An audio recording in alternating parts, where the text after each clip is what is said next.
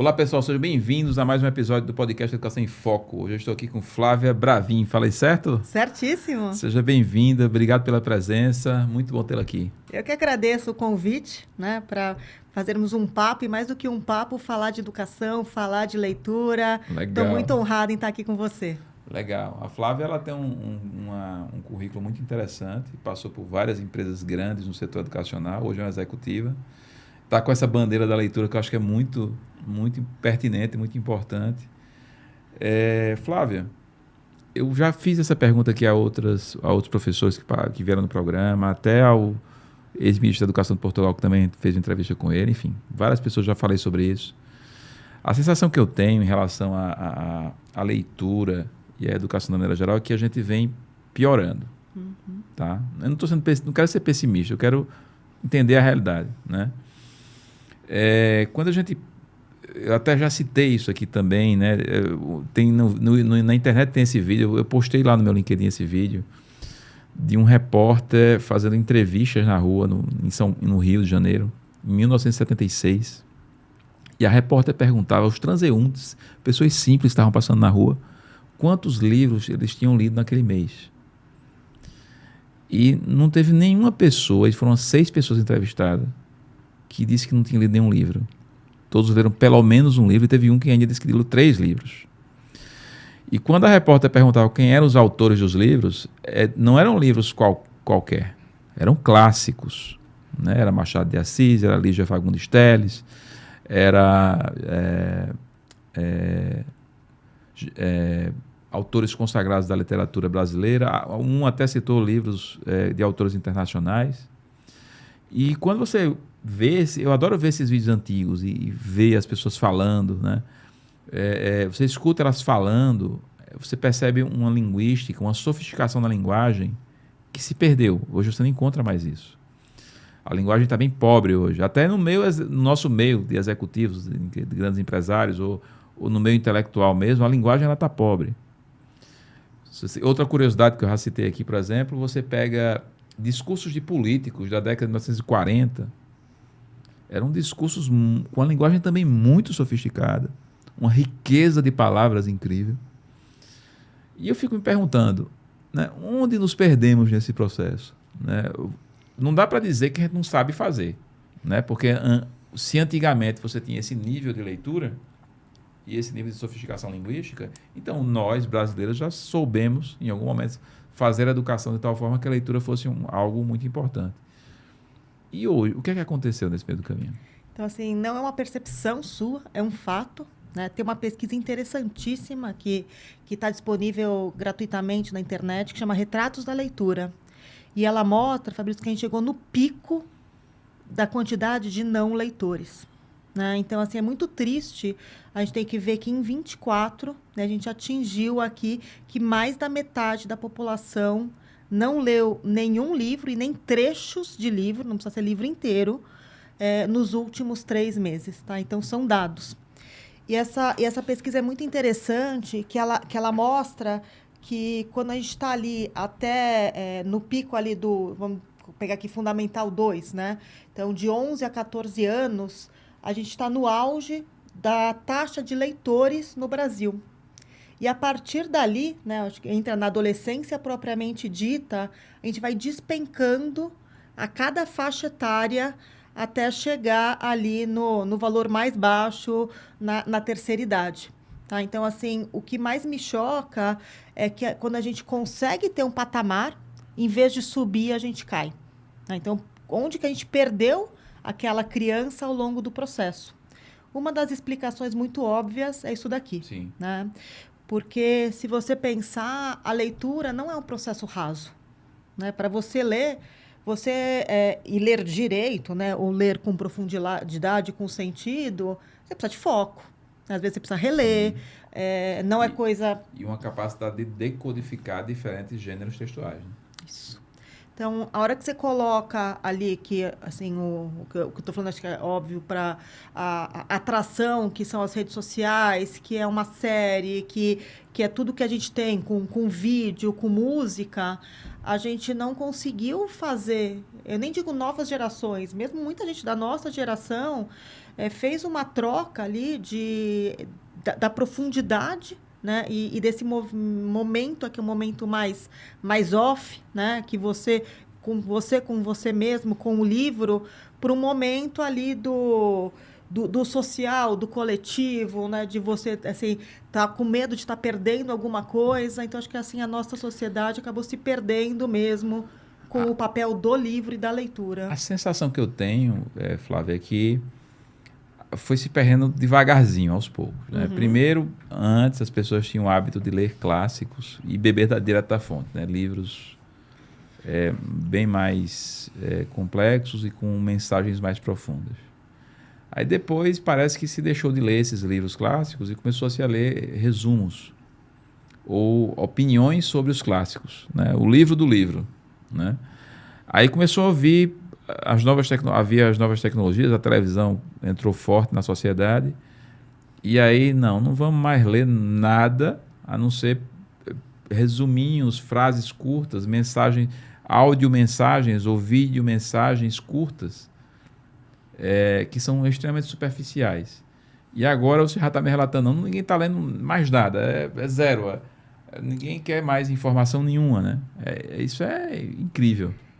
E Fabrício, assim, eu não tenho nenhum problema, né, das pessoas lerem resumos, lerem livros curtos, porque a gente pode pensar que a leitura é algo pessoal e que muitas vezes, seja ali com vinho, com um livro, você pode começar com algo mais simplificado, você vai tomando gosto, vai se conhecendo e vai sofisticando, né? Então, cada um vai ter o seu caminho ali, com gênero, com estilo, com tempo. O que eu acho que a gente não deveria ter é um não leitor, né? Sim. Mas o que é grave, por exemplo, um filósofo brasileiro, um cara que faz o curso de filosofia e que não sabe quem é Fernando Henrique Cardoso. Um sociólogo que faz o curso de sociologia e não sabe quem é Fernando Henrique, nunca leu um livro dele. Ou um filósofo que nunca leu Platão. Ou que nunca leu Aristóteles. Eu tenho um artigo de um psicólogo americano, eu nunca lembro do autor, já falei em outros programas desse artigo, que ele diz o seguinte, que de acordo com o que ele está vendo nas pesquisas, as grandes universidades americanas estão formando militantes e não intelectuais. Porque o que é o militante? O militante, ele lê a opinião de uma segunda pessoa, acredita naquela opinião sem refletir, sem fazer uma crítica, e levanta aquela bandeira e fica militando. Quando você lê direto da fonte, você tem uma análise crítica, você cria a sua própria opinião, né? Mas acho que a gente está um passo atrás ainda. Sem tentar ser pessimista, vou contar... Algumas décadas atrás, no começo da minha carreira, eu era editora. Aproveita e conta a tua trajetória pra gente, né? Então... Fala como é que foi. Você me lembra depois de eu voltar nesse assunto? Lembro. Então eu conto e depois eu te explico que eu quero chegar no ponto da gente ter estudantes está que mais não leem. atrás ainda. Isso. Então, eu sou filha de pais professores e eu tenho muito prazer de estar aqui porque, para mim, educação é um dos pilares da minha vida, né? Que dá sentido, que é onde eu conquistei tudo que eu tenho e algo que eu entendo que, por meio da educação, eu sou uma pessoa melhor e eu transformo o mundo, eu faço a diferença. Então, eu sempre, assim, gosto de pensar em minha vida como eu tenho sido uma boa aluna, né? Alguém que consumiu muito livro, né? Que rabiscava, sublinhava, lia. E aí eu pensava em ser professora, pensava em trabalhar com livros. Meu pai falava para mim, olha, não é tão fácil a vida de professores, mas parece que está sempre ali com você, né? Livros, estudo, docência. E eu fui fazer administração. Aí... E depois você começa a viciar também, né? Você não quer sair, porque né? você vai, assim... a curiosidade, né? Você está ali, daí você quer mais, e aquilo te abre um outro campo que você quer mergulhar. Eu acho que o conteúdo, ele nunca ocupa espaço, né? E ele vai aqui trazendo expansões. Daí eu fiz administração na USP, depois eu ainda fiz um pouquinho de um curso de letras, mestrado e doutorado na FEA também, e fui trabalhar com livros de administração. né? Então, eu tinha sido também uma boa aluna, com muito interesse, e a hora que eu vi o convite... Então, você foi obrigada a ler muitos livros de administração, Muitos né? livros de Fez um curso administração. intensivo ali. Eu adoro livros de negócio, livros de não ficção. E aí, como eu achava bárbaro aqui, eu vi um convite na faculdade que era para ser editora de livros de administração. Eu pensei, a profissão dos sonhos, né? Sim. Você vai ter contato com autores, brasileiros ou internacionais, com o estado da arte, do conhecimento, você vai buscar o que é importante você lançar, vai ler muito, vai melhorar os livros, e aí que eu entrei no mercado de trabalho, trabalhando com livros de administração, economia e contabilidade, ciências sociais aplicadas. E aqui eu queria contar a história, depois eu continuo a minha história. E aí eu fui crescendo, né, na área aqui, editorial, e eu tinha que contratar pessoas, né? Então, alguém para trabalhar no marketing editorial. E no meio da minha entrevista, né? Então, ou era alguém recém-formado, ou era um estagiário, e eu perguntava, né? Assim, as entrevistas tradicionais, mas eu tinha algumas perguntas específicas, como, me fala um livro que você... você é leitor? Daí todo mundo respondia, sou. Ai, que bacana, né? Me fala o livro que você está lendo. O último, pelo menos. Era um branco, assim, sabe? Não vinha. Então, você dava um tempo, aí pegava algum livro mais antigo, Pequeno Príncipe, né? Alguma coisa assim. E aí eu falava assim, como era uma área universitária e da faculdade. Que livro que te marcou? E as pessoas não lembravam. Um autor, não são todos, né? Estou falando de alguns casos específicos, mas me assustava como que alguém que estudou marketing não conseguia citar, que seja um Kotler da vida, alguma referência de um livro que leu. Então, você tinha alguém que era muito fresco da universidade, que já naquela época, eu estou falando aqui década de 90, o livro não era uma referência, o autor não era uma referência para a formação de um profissional. Então, é isso que eu queria te falar, que assim, não é que ela está lendo a opinião, né? Não é que ela está lendo o resumo, ela não está lendo nada. Então, aí eu tive assim, a sorte de pegar um momento de inflexão do mercado de livros. Então, a gente começa com os e-books, a gente começa aqui com a questão do leitor, do Kindle, a gente começa a entender já mudanças no mercado. E aqui o mercado dos livrões que tinham para livros mais compactos, começam a surgir livros que foi uma revolução, por exemplo, um livro esquematizado, que um dos grandes nomes é o Pedro Leisa, que consegue falar, olha, o jeito que o aluno aprende já não é mais o mesmo, eu quero trazer mapas mentais, eu quero trazer outras formas aqui de aprendizado. Então, o mercado vai mudando a forma de produzir livros, sabe? Só que o que a gente vê o número de alunos vai aumentando, só que o número de livros... A venda de livros cai todo ano.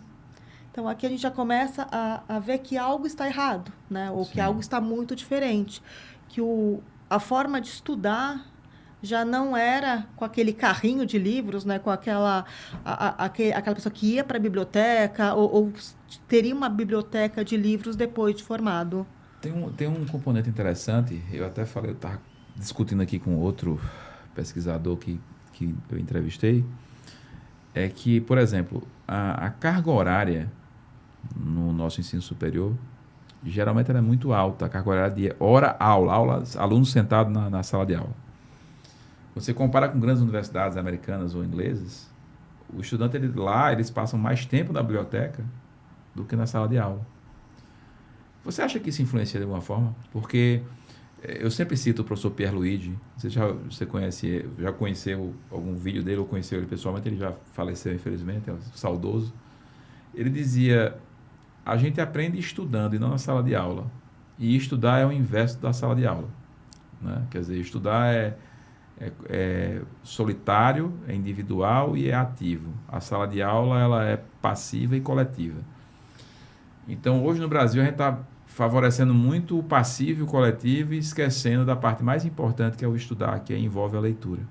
Você acha que esse contexto, né, essa forma que a gente encontrou de educar, ela não está atrapalhando um pouco também a questão da leitura?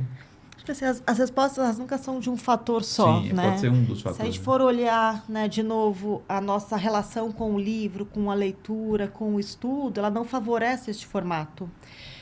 Ontem estava com a minha filha, ela me mostrou um artigo que ela tem 16 anos, que ela tinha lido na escola no passado, que era de um professor de Colômbia, falando nem do Brasil, né? Tô falando Sim. aqui de Colômbia, de literatura, que a turma dele chegava lá sem conseguir ler um livro. Então, ele tinha o hábito de falar, olha, leremos um livro por semana aqui no meu curso, e alguns alunos falavam, eu não consigo ler, é muito pesado, é muito tempo de concentração, eu travo, né, minha atenção dispersa. Então, acho que a questão, assim, que é meio o ovo ou a galinha, assim, como que a gente vai dar esse peso para o estudo, né, se a gente acabou criando uma geração que se distanciou do livro, né? E a hora que se a gente colocar aqui inteligência artificial, né? Se a gente colocar aqui outras questões, a gente vai indo muito mais para um lado que a solução é muito mais rápida, porque pensa, uma resposta, você coloca no ChatGPT, a resposta via livro, ela não é em 3 minutos, né? Então, você consulta, você vai lá, você não sabe onde está, você checa. Então, acho que a sua resposta é que deveriam ser os dois, né? Deveria ter, assim, o momento da sala de aula, do coletivo, da troca, e o momento O meu individual do medo, mergulho, a né? sensação que eu tenho até enquanto professor é que a gente está querendo resolver o problema do outro quando, na verdade, só ele pode resolver sozinho, que é o estudar, né? Então, é aquela história do nutricionista que diz que emagrecer é fácil, né? Então, aprender não é fácil. Aprender é um processo extremamente complexo e doloroso. Eu tinha um professor que dizia, pensar dói. E para aprender, precisamos pensar. Então, não dá para você emagrecer também sorrindo. Você vai sofrer um pouquinho, né? E a impressão que eu tenho é que o professor moderno ele está um pouco disso. Olha, gente, vamos aprender tudo aqui na aula, como se isso fosse possível.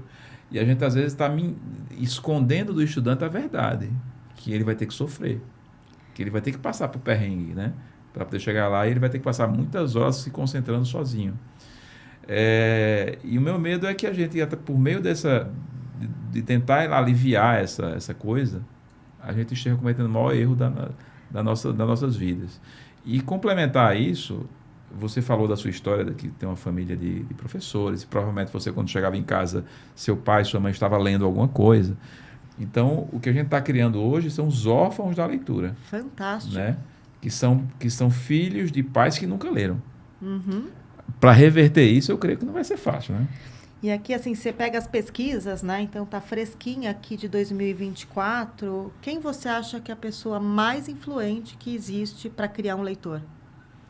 Eu acho que é família, os pais, principalmente. A mãe, né? Número 1 é uma mãe leitora que deu o exemplo.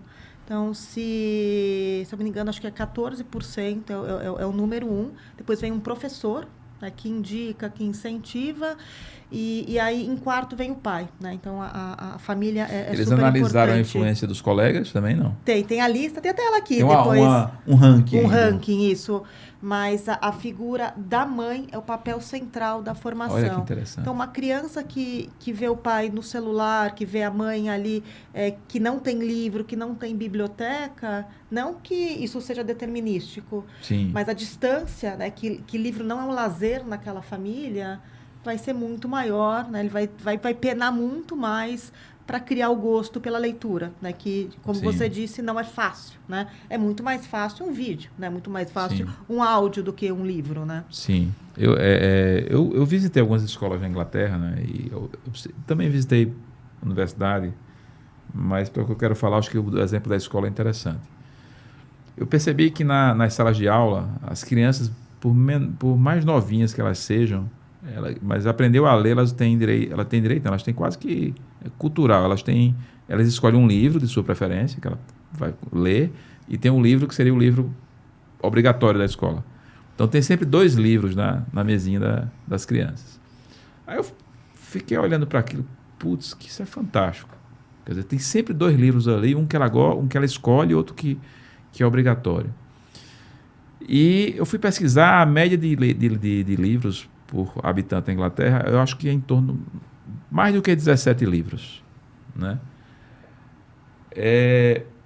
O ano passado eu acho que eu li, tirando os livros técnicos, que esses aí eu não conto, né? Pegar a literatura mesmo, eu li 14. Aí eu olhei para a Inglaterra, eles leem 17.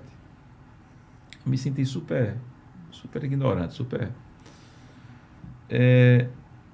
com o quão, assim, a Inglaterra está inserida no mesmo mundo que a gente, no mesmo mundo digital, lá, embora lá já tenha abolido o celular das escolas há muito tempo, né? Nem computador tem, na maioria delas, pelo menos no ensino básico, no ensino fundamental. Mas é o mesmo mundo. Por que lá o resultado é tão diferente, né? Historicamente, a gente sempre foi muito abaixo, tá? Então, você tem ali os... Então a gente nunca teve um histórico Não, bom. você pega os países nórdicos com 10 vezes mais, então sempre o nosso consumo de livro por habitante foi muito baixo. Pegar essa mesma pesquisa, para mim me choca, tá? Então, a hora que eu pego o Fundamental 1, o livro é objeto escolar, certo? Sim. Você está aprendendo a ler, você está aqui aprendendo a matemática. Então, vou te dar as estatísticas de 24. Fundamental 1, 40%. Fundamental 2 vai para 49%. Médio, 48%. E no superior, 63% de leitores. Pensa o inverso disso agora. Então, eu estou no ensino superior, ou eu estou aqui, vamos pegar no ensino médio, está se preparando para o vestibular, está ali no universo de física, de química, e eu estou falando que 48% disse que usou um livro ou parte de um livro nos últimos 3 meses. O resto foi 0. Eu estou falando de partes, 0. É o tipo de estatística que dificulta até a gente dormir, né, pensando nisso. Porque, assim, as pessoas não entendem o tamanho da tragédia que é isso aí, né? E assim, o peso é para a vida, né? Porque Sim. A hora que, assim, eu estou restringindo o meu vocabulário, né? Eu estou aqui restringindo as minhas visões de mundo. O termo que eu vou usar é duro, mas eu não consigo usar outro termo. A gente está criando deficientes intelectuais. E a gente está, assim, de certa forma, apequenando o mundo, Sim. né? Daquela criança, daquele estudante. Então, a hora que você... Porque para você escrever, né? Para você se comunicar, você aprende lendo, certo? Sim, o próprio QI. Né? O QI do brasileiro vem caindo. As estatísticas mostram que o QI vem caindo. A nossa média é muito baixa, atual. E o QI está muito relacionado à sofisticação linguística, ao vocabulário, né? Se você não consegue ter um vocabulário mais sofisticado, o teu QI está lá embaixo.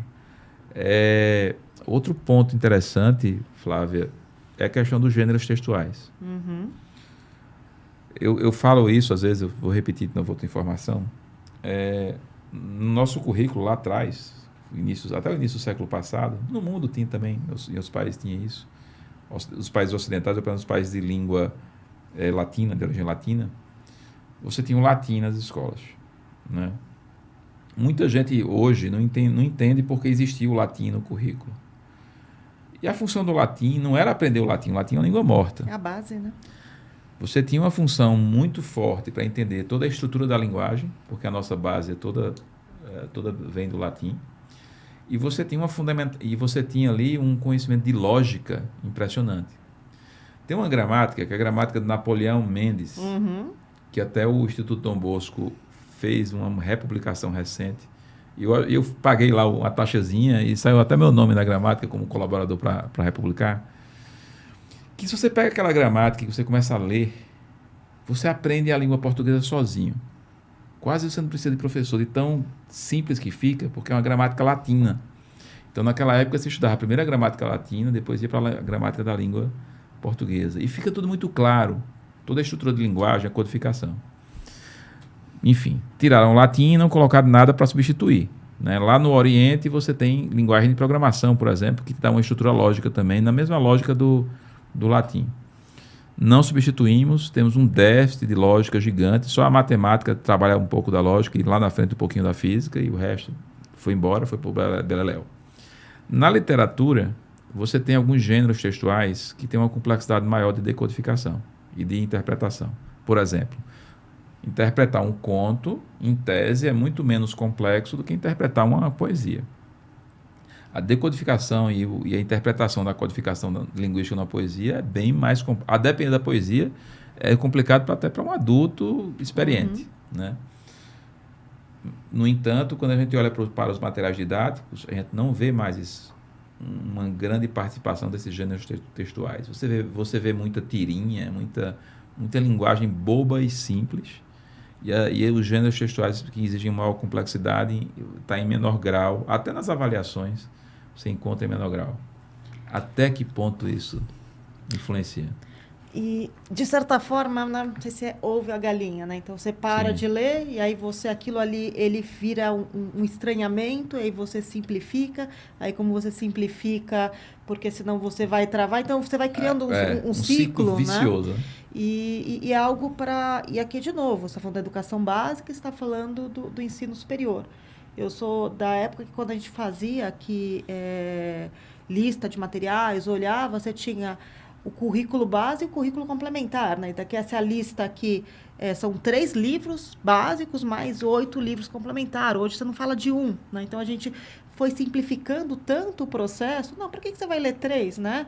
Pega esse depois você não pega nem esse depois você pega a anotação, depois você pega o PPT do professor e você está tirando o quê? Você está tirando a base. E aqui é um pouquinho da sua fala... que eu acho que é sempre um espectro misto. Acho que tem a parte do engajamento, do prazer, de ser gostoso, de estar perto do seu contexto, de você sentir que aquilo conversa com você, mas tem a parte da dor também, né? Porque se você vai só no que lhe é familiar, né, da sua zona de conforto, como que você estimula? Né? Então, o que a gente fala em liderança, né, que é o cuidar e o desafiar. Se eu só cuido, eu estou criando um aluno, um leitor mimado, né? Porque eu não o desafio. Mas se eu colocar só aqui a parte mais pesada... Que acontece, né? Ele para na primeira página. Ele vai falar, isso daqui... Você quer que eu leia esse livro aqui de 300 páginas com um português que eu nem entendo? Eu não vou ler, eu vou pegar o resumo, né? Eu tenho uma afilhada que começou a ler mangá, né? Que é super simples, né? Tem porque linguagem simples, os desenhos e tal. Aí ela disse, olha, tio, eu estou viciada nesse negócio de mangá, mas eu sei que eu tenho que voltar para os livros mais... Ela é bem assim. Eu digo, você tem que voltar. Você pode ficar revezando, mas nunca só num, né? Mas como ela é uma leitora bem assídua, ela já criou... É uma criança, pré-adolescente, né? Então, ela já criou esse consciente de que o mangá vai enferrujar a mente dela. Ela precisa estar variando para não enferrujar. Assim, não precisa ser só alta literatura, nem só gibi, né? Você pode... E eu acho que a leitura, a bibliodiversidade é sobre isso. É igual a cinema. A gente às vezes quer assistir um filme super complexo, cabeça, vamos dizer assim. Mas tem esse final de semana que você está com sua esposa, você quer assistir aquela comédia romântica idiota.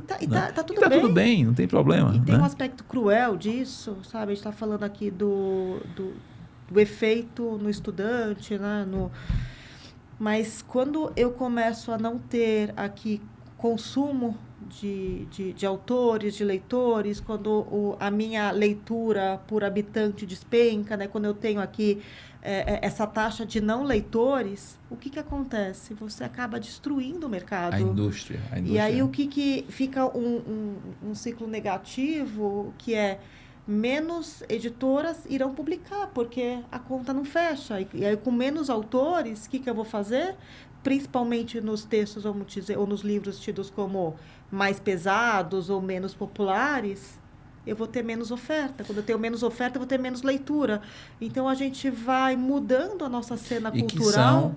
Que são os textos mais trabalhosos, né, que demandam mais trabalho do autor, e que provavelmente, você pode até me corrigir se eu estiver errado, que vai ter um número de autores mais resumido, né? Porque o autor, para fazer coisa simples, deve ter um número maior, mas para fazer uma coisa mais complexa não são todos, né? E aí você começa a destruir toda a indústria, né? Porque a conta não fecha, né? Sim. Então, assim, ela consegue resistir ali, mas vai chegar um momento que não é mais economicamente viável para aquela editora continuar com a publicação. Então, a gente vai diminuir a nossa oferta cultural. Esse é um bom ponto, Flávia, porque às vezes eu escuto, até eu mesmo já critiquei as editoras. Que o livro é caro, é isso? Não, que está sumindo certos gêneros e certos livros do mercado.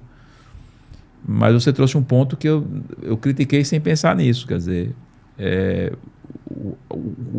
o hábito do consumidor lá na ponta, ele reflete Sim. na indústria lá na base. Cada vez que eu tenho menos leitores, como que eu faço assim? Porque eu preciso revisar, Sim. eu preciso, a hora que você falou ali da poesia, da tirinha, isso é tudo com direito autoral, é caro, eu preciso licenciar. Sim. Eu tenho trabalho de editores, são editores que fizeram mestrados, doutorados, muito bem formados para fazer curadoria. Eu tenho aqui toda vários tipos de checagem, ortográficas, didáticas, pedagógicas, de plágio. Então, o processo editorial, ele continua caro, extenso e profundo. Sim. Só que a hora que isso daqui eu não tenho mais, isso aqui vale de novo, como eu falei, didáticos, livros de literatura, né, qualquer que seja o gênero, essa indústria ela vai se apequenando. Né? Então, Sim. aqui e no Brasil isso está ficando. E aí o que você faz? Você não consegue ter um preço competitivo. Né? Então, para a conta fechar, você vai ter que repassar para o preço ou você quebra a editora. Né? Então, você vai criando esse ciclo que, em vez de você ter um produto mais acessível, você acaba sendo refém de tiragens menores. Né? Até que ponto, né, a regulação do MEC, né?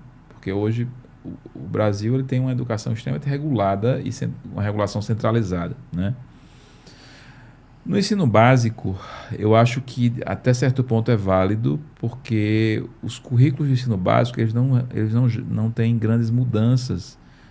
Enfim, porque a matemática de 100 anos atrás é a mesma de hoje, vai ter pequenas mudanças, a língua portuguesa também, a física, a química, isso não vai mudar muito, diferentemente do ensino superior, que você tem currículos extremamente voláteis, que variam de acordo com o mercado, etc, etc. Então, uma regulação razoável ou minimamente em cima de um currículo mínimo no ensino básico faz algum sentido. E é o que acontece quase no mundo todo, né? Inglaterra, Singapura, onde tem educação de qualidade, você tem um currículo mínimo ali universal para o país. Porém, no Brasil, a gente optou não por um currículo mínimo, a gente optou por uma BNCC.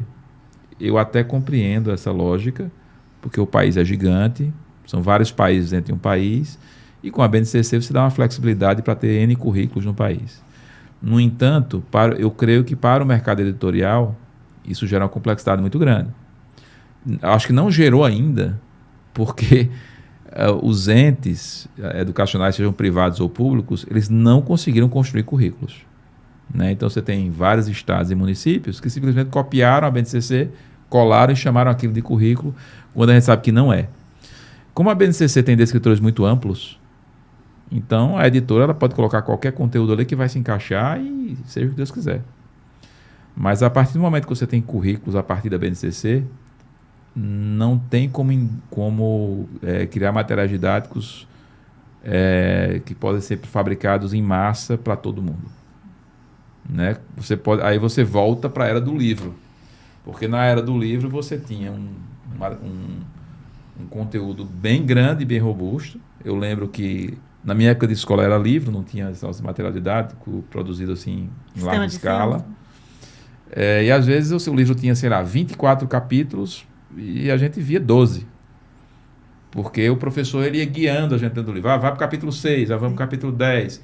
Era uma super obra já bem consolidada, muito bem feita, mais profunda, mas que o professor tem que guiar você dentro daquela literatura porque é um negócio maior, mais complexo, porque tem que cobrir tudo.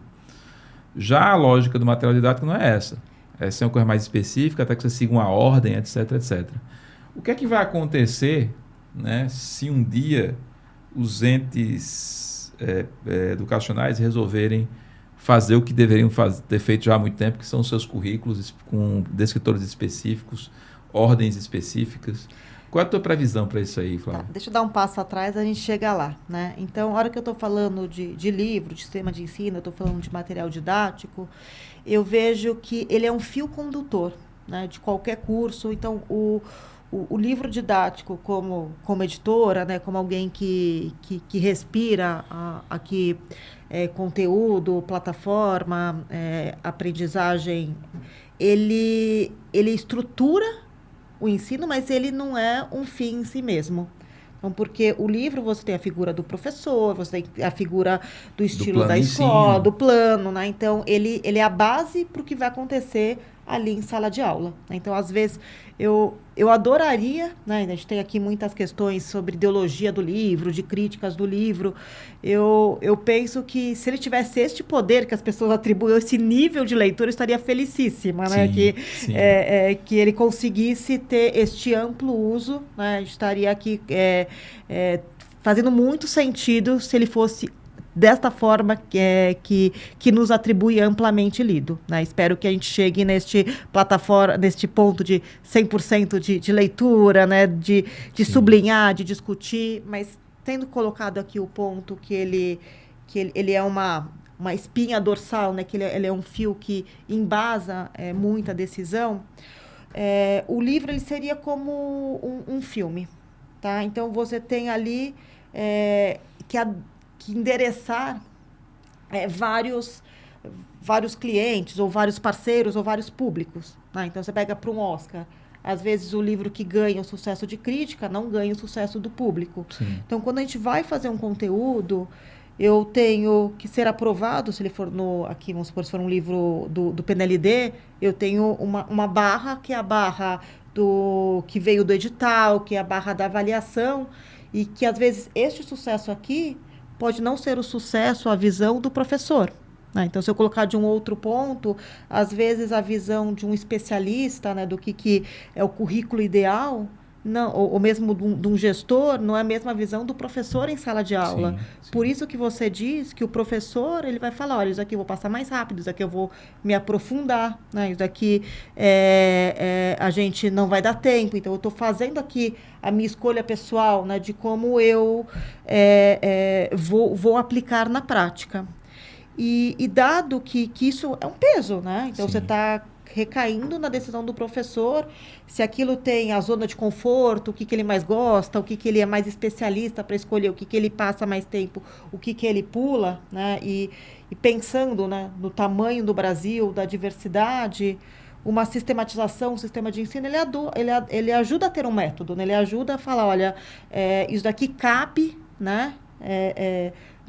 Nas semanas, né, que a gente vai ter de aula. Então, de novo, são escolhas, né? Então, o que você disse ali é o mesmo português, é a mesma matemática, mas eu posso ter de uma forma mais construtivista, eu posso ter de uma forma mais de performance. A abordagem muda. E aí eu posso ter aqui uma carga um pouco diferente, uma visão mais prática. E você tem um terceiro elemento, que acho que ajuda a explicar, que eu tenho elementos de medição de sucesso.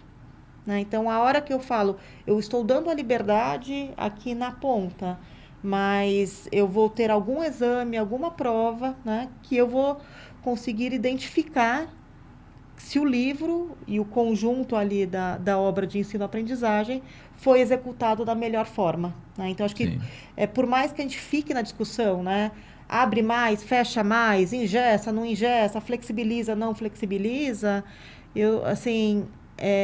ele é muito mais complexo e muito mais amplo que isso. Né? Então, Sim. A figura do próprio aluno, a figura de um exame vestibular, a figura aqui de um IDEB, ele vai mostrar se a gente está indo bem. Né? A própria questão aqui das famílias. Nossa, meu filho está com dificuldade aqui de fazer conta. Então, a gente tem muitas pressões ou formas de checar, né, se o sistema está funcionando. Tem essa questão da acessibilidade, né? Você tem hoje um problema social e de saúde hoje em relação ao número de crianças com diferentes tipos de problemas relacionados ao déficit de aprendizagem que era inexistente alguns anos atrás, né? E para isso acho que a tecnologia tem nos ajudado muito, né? Então, seja o áudio, seja o digital, então que a gente avançou muito, acho que a gente tem muito mais consciência e é uma discussão que a gente tem bastante ali, né? Como que a gente pode ter... Qual é a tua visão sobre o digital, Flávia? Assim, vou pegar minha experiência pessoal de leitura. Eu leio no Kindle e leio no papel. eu não consigo ler em outro tipo de tela. No Kindle eu me adaptei relativamente bem. Muitos estudos, principalmente na infância, a tela realmente é fogo, porque me parece que o nível de leitura na tela é diferente do papel. E a gente está nesse mundo extremamente digital, e a gente não pode negar que o digital ele facilita em diversas situações, né? Na educação, nos recantos mais longínquos, por exemplo, onde você não tem como ter bibliotecas, ter, enfim, acesso a livros, etc. O digital pode ser uma solução interessante. E aí, como é que a gente resolve esses dilemas aí? Eu acho que você já deu a resposta, né? Assim, os dois podem conviver e cada um tem usos mais adequados e menos indicados. Na formação, né, quando a gente está falando de uma criança, é bom a gente privilegiar o impresso, né? Então, temos aqui livros fantásticos mostrando, né, a Sim. importância ali da leitura mesmo no papel. Só que a gente não consegue negar também que, para muitos casos, uma plataforma com vídeo, Entre não ter nada e o digital, é melhor ter o é digital, que né? assim, eles endereçam benefícios diferentes, né? E dependendo da sua fase, né, de desenvolvimento, você pode ir tendo mais peso de um e menos peso do outro. Eu vou Sim. responder agora me usando como exemplo, né? Eu gosto demais de ler no digital. Se me perguntar alguma coisa, eu abro aqui um livro agora, te cito alguma coisa que me marcou. Então, é a sensação de eu ter minha biblioteca comigo o tempo todo, né? Eu quero pesquisar uma palavra que a gente está falando. Quero saber se é melhor profundidade ou amplitude, generalista versus especialista. Eu vou entrar aqui no meu Kindle, vou colocar a palavra generalista, vou lembrar de uma situação e vou conseguir conversar contigo. No impresso, né? Primeiro que eu não estaria com o Sim. livro aqui, e aí depois eu ter que folhear, lembrar da página. Então, assim, são questões diferentes, né? Estou trabalhando, estou aqui no meu laptop. É muito mais fácil eu fazer copiar e colar um trecho ali de uma biblioteca, a citação vem junto, do que eu ficar digitando o que vem aqui no papel. Sim. Então, para mim, acho que é muito do que a gente disse antes, né? Que são as convivências, né? Assim, acho que não é para falar que é só impresso, nem só digital. E a gente entender que, para o fim, às vezes vão ser semelhantes, às vezes um vai ser muito mais indicado A do que o aplicação outro. é que vai mudar, Vai né? mudar. E aí, assim, a gente estava falando ali como que a leitura caiu. Sim. O que eu adoro aqui é que no digital você cria metas de leitura, né? Assim como a Também tem isso. gente... E aí você acompanha, você fala... eu acho que ele é um estímulo, ele não pode ser uma prisão, de você falar, olha, na semana passada você ficou a semana inteira sem abrir nenhum livro da sua Dá uma biblioteca. puxadinha na tua Dá orelha, uma né? puxadinha, dá uma lembrança, né? Ó, coloca aí na sua rotina, antes de dormir, né? Um pouco mais de leitura do seu dia. Então, eu gosto de colocar metas no ano, né? Daí eu começo a ver que passaram 3 meses do ano, eu só li isso, né? Não que a quantidade, mas ele te estimula a Sim. ler mais, né? No impresso nem sempre você consegue ter essa dimensão da sua evolução aqui como leitor. Sim, sim. Flávia, a gente falou muito aqui dos problemas, né, dos desafios. E aí eu vou te perguntar, em relação principalmente a essa questão da queda do nível de leitura, você tem alguma ideia de como a gente vai resolver isso? Você tem alguma sugestão, seja de política pública ou de modificação no processo de educacional, que poderia contribuir para a gente reverter esse quadro? A gente discute tanto isso, né? Então, assim, é algo que eu faço parte de algumas associações de livro, né? Então, da Abre Livros, que está muito Sim. ligada aqui ao livro didático, né? Quando a gente fala de políticas públicas, PNLD, ali do SNEL, da CBL, que é o mercado editorial como um todo. E a grande questão, assim, é que eu acho que não vai ter uma bala de prata. Né? Não vai ter Sim. Então, assim, o que a gente fala? Vamos fazer campanhas, né? Então, vamos mostrar a importância da leitura, vamos trazer personalidades, né? Vamos olhar, assim, se alguém que você admira, que você segue, está lendo um livro ou está incentivando, será que isso vai te incentivar, né? Então, a gente tem, assim, várias ações e ideias, né, que a gente pensa que combinadas elas podem dar um passo, mas porque, nada tão estrutural que fala, não, com isso a gente mudou o jogo. É porque tem que ser uma guinada cultural, né? Quando você assiste, por exemplo, programas, séries, enfim, coreanas, você assiste até as indianas, como a cultura do estudo está impregnada na cultura deles, né? Eles fazem entretenimento sempre com alguma coisa que envolve estudar, ler, a importância de você adquirir conhecimento. Tá sempre aquela mensagem subliminar. A série é uma série romântica, mas tem um cara que está estudando uma coisa, que é especialista em uma coisa, que, enfim. E no Brasil a gente percebe que existe uma contracultura do estudo, né? Você vê pessoas se orgulhando de não ter estudado, né? É difícil, né? E eu lembro uma época que tinha um personagem numa novela da Globo que ele era um advogado, ele tinha muito livro. Então, era impressionante que só de mostrar que a biblioteca dele e ter, às vezes, um vade-mecum ali da Saraiva, aquilo tinha impacto. Sim. Porque é isso, o livro tem que estar mais próximo da nossa realidade, né? Você tem que olhar e... Se você não vê, né, como que você vai virar um leitor? Então, a cultura... O exemplo, né, a gente vai voltar a falar como que a gente faz para as mães lerem mais, para os filhos crescerem, mas vamos pegar o exemplo, por exemplo, de uma Bienal. Você pega uma Bienal de São Paulo, Bienal do Rio, elas são lotadas, né? Você vê ali as crianças comprando, ganhando, visitando os estandes, pedindo autógrafo, né? Então, aonde que, voltando ali o que a gente já falou, onde que a gente se perdeu, né? Onde que a gente consegue que aquele hábito continue. Você pega, por exemplo, no ensino médio, né? Que você tinha um livro para cada disciplina. De repente, esse aluno entra no ensino superior e consegue falar que vai fazer faculdade sem nenhum livro, né? Ou com um livro só, ou só... Mas ele tinha esse hábito, né? Sim. Aonde que a gente... alguma coisa ali ficou para trás, porque talvez aqui não fosse um valor arraigado na pessoa, né? E a gente percebe que... A gente está falando de leitura aqui, porque é o nosso tema principal de hoje, mas isso acontece em várias áreas da cultura, né? Você percebe o quanto a música mudou. Eu estava na internet um dia desse, tem uma página lá que você coloca rádios de antigamente. Quais são as músicas mais tocadas em 1970, 1980 no Brasil. E você coloca as de hoje, você fica impressionado como radicalmente o cenário musical ele foi praticamente destruído no Brasil, né?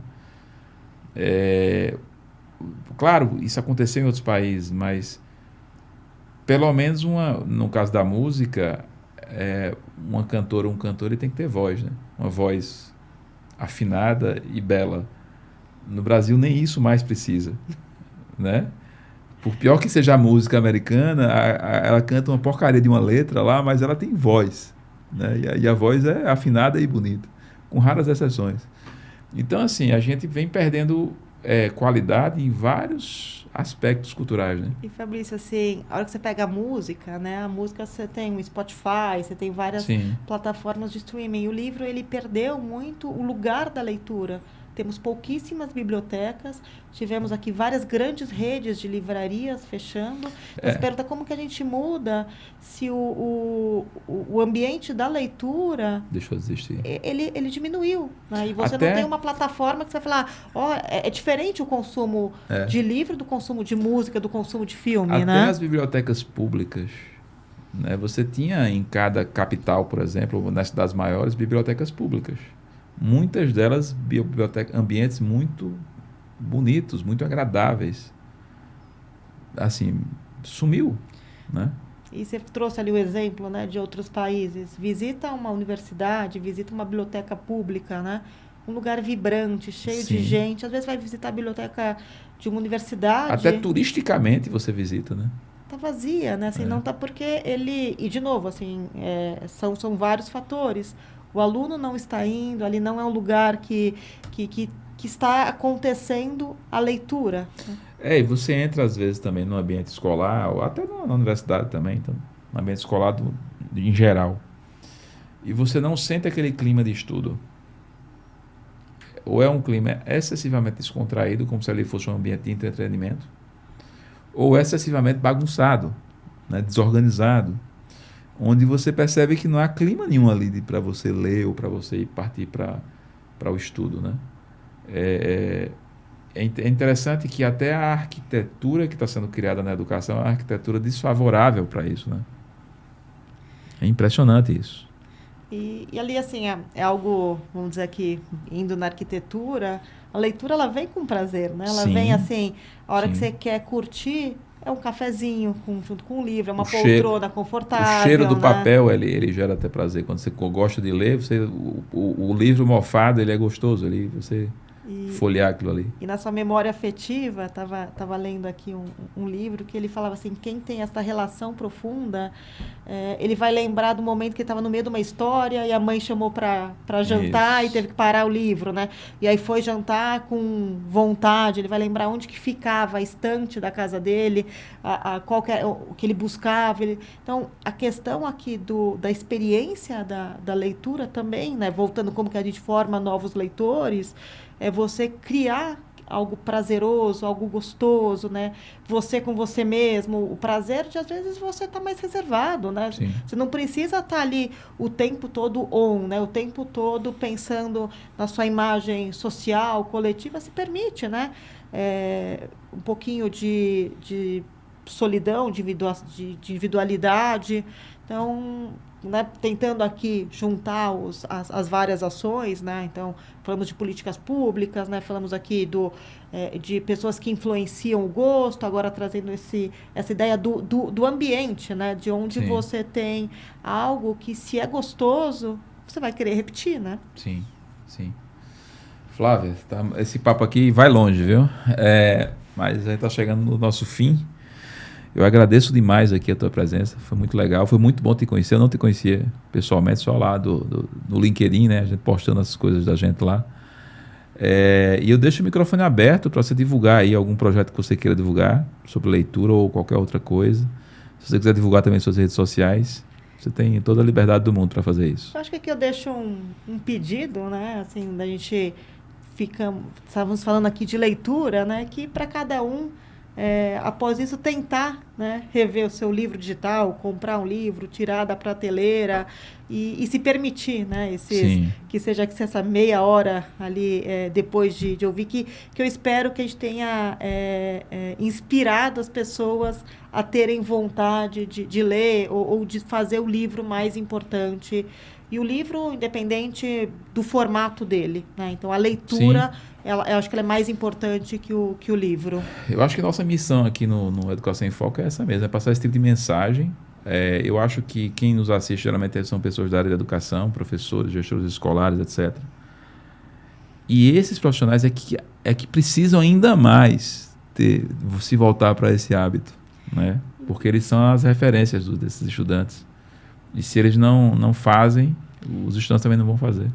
E para mim, estamos todos na indústria do trabalho criativo, né? Sim, Então, o professor tem aqui um trabalho criativo de criação de conteúdo em sala de aula, o editor tem aqui o trabalho criativo, o autor. Então, assim, como que a gente, né, como membros desse grande ecossistema de educação, de conteúdo, de ensino e aprendizagem, a gente se ajuda, né? Que a gente sim, não dê, porque assim, a gente é do tamanho do nosso elo mais fraco. Se a gente deixa qualquer um desses que tem um papel muito importante, né? Governo, né? Então escolas, universidades, bibliotecas, livrarias, editoras, e por aí vai, em todos os membros do ecossistema, se fortalecer, ele está jogando todo mundo para baixo. Tá? Então, acho que a minha sim, mensagem final é a gente ajudar, prestigiar e criar essa grande rede a favor de uma educação de qualidade, de conteúdos de qualidade, da importância da curadoria, né? Porque se eu aqui, para economizar, né, consumo um livro pirata, né, baixo um PDF, ou como mãe, ou como professora, fala, não precisa de livro, não. O que eu estou fazendo com o meu ecossistema? Eu estou diminuindo a importância dele. Né? Então, eu acho que o meu sim. recado final é para a gente ser mesmo aqui um defensor da importância do bom conteúdo, seja ele em sala de aula, seja ele aqui numa matriz curricular, seja ele num livro ou num sistema de ensino. Boa, boa. É isso aí, pessoal. Até o próximo episódio do Educação em Foco Podcast. Valeu!